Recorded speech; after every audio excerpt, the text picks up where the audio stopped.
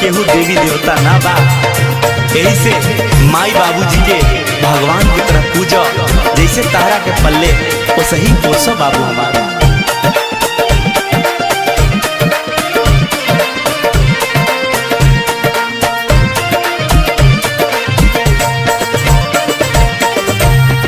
गणपति चतुराई देखले धर्म न माई बाबू के कइले। वे गणपति धीराज जे माई बाबू के आशीर्वाद से आज हरेक कार्य में पूजल जाला, उनकरे नाम पहले होला गणपति चतुराई।